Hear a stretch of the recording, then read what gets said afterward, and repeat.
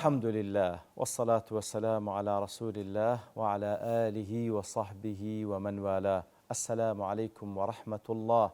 برزان خوش حالم لبرنامج رامان بيم وخزمتان بستي رزامن دي رب العالمين وهي وادان آزي السودي لور بقرن. أعوذ بالله من الشيطان الرجيم. بسم الله الرحمن الرحيم. قل يا أيها الكافرون. والله برزان رب العالمين فرمان پیغمبرك صلى الله عليه وسلم وهروا بإيمان داران دك لدواء پیغمبر صلى الله عليه وسلم تبرى لشرك مشركين بك لا أعبد يترهموا كافريك ومشركيك هر لو كاتيك أو آتدا بس حتى رجع قيامته عيني خطابيا لقل ذكر بو آتانا لا أعبد ما أم تبرى دكم لوي أنجو دي برستن لا استولى داهتوش ولا أنتم عابدون ما أعبد أي ولا أنتم أيها الكافرون ما دمتم مستمرين على ضلال حتى أنجو بردوام من لسر قمرايك يا خوتان أنجوش بيشويك أنتم عابدون الله الذي أعبد بيشويك أنجو عبادتي أو ذاتيناكا كوا أمدي فرستم كالله أو كوا متصفة بهم صفات كمال ولا أنا عابد ما عبدتم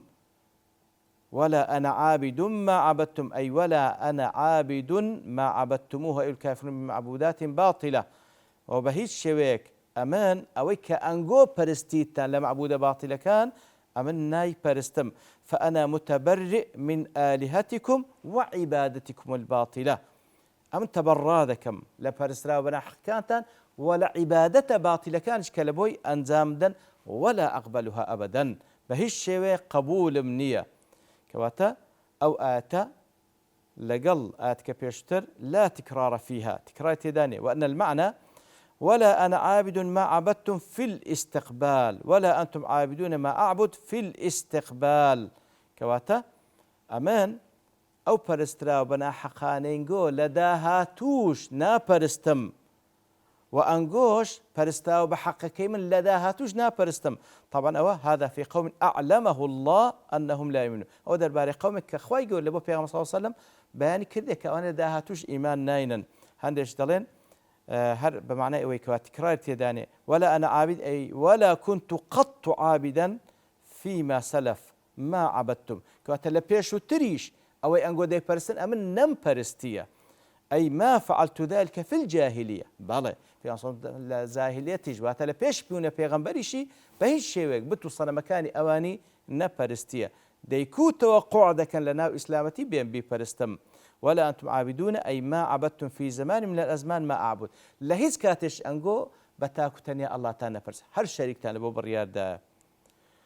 وقيل ما في قولي ولا أنا عابد ما عبدتم ولا أنتم عابدون ما أعبد مصدرية وهي مع الفعل في تأويل أي ولا أعبد عبادتكم كواتا ليرد هندق وهان اللي قدعتهم معك مصدرية كواتا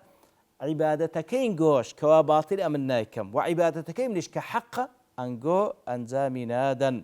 ابن تيمية درة لا أعبد ما تعبدون ولا أنا عبد ما عبدتم فالأول نفي الفعل في الحاضر والمستقبل كواتا كذلك لا أعبد ما تعبدون واتلا استاو لداهاتو أمن برسترا ونحكانيغو نا برستم ونفي وأويد ومش الثاني نفي قبول في الماضي مع الحاضر والمستقبل أويد وميش واتنا لرابردو نلا استاو لداهاتو إيا كم لا استاو لداهاتو إيدوام نلا رابردو نلا استاو نلا داهاتوش بهيش شيويك أمن برسترا ونحكانيغو نا برستم وعبادة باطلة كان يقوناكم وأنجوش بهمان شيوة نلا يكم زار دفرمي نلا استا نلا دات دوم زارش نلا رابردو نلا استا نلا دهات توش بتابت بالنسبة أو كافراني كوا بعدهم لسر كفريان عبادتي برسلا بحقي مناكن وخذي عبادتكش أنجو أنزام نادا هندش لزانان دفرمون أو دوا لبو تكراركش لبو تأكيده تاوكو لقطع أطماعهم كواتا أوان تساويان ليه لبيغمبر صلى الله عليه وسلم لا إيمان دارن كوا لروجان بيت المفاوضات عشان لقلبك الأسر مسألة توحيد والشرك بقنا يكتري تاوكو هيز هوانا من تكراري دكاتو كوا تكراركش لبو أويكوا أوان هيز هوانا بو موضوعين مني وكو يدل لا أفعل كذا ثم والله لا أفعله أو هناكم والله ناشكم تاوكو بهيج شويك ئەوان باڵێن ئەوەی لە مەشخۆیان دەربینن ئینجا لە کۆتایش دەفەرمی لەکم دینکم وەلیە دین. ئەنگۆ دینی خۆتان هەیە ئەمنیش دینی خۆم هەیە. دینی گۆ شیرکە، دینی منیش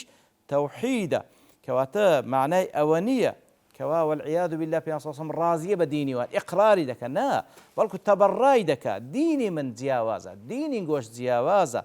دینی من جیاوازە، دین ئیقراری پێ ناکەم و اعتراف پێ ناکەم بە هیچ شێوەیەک. پێغەمبەر صلی الله علیه وسلم نە ئیقراری بە شیرک کردن نە ئەترافی پێ کردیە بە هیچ شێوەیەک. و هەروها لەو کاتێکەوە خوای گەورە دەسەڵاتیدا بە تەواوەتیش ئیعلانی جیهادیشی لەسەریان کرد.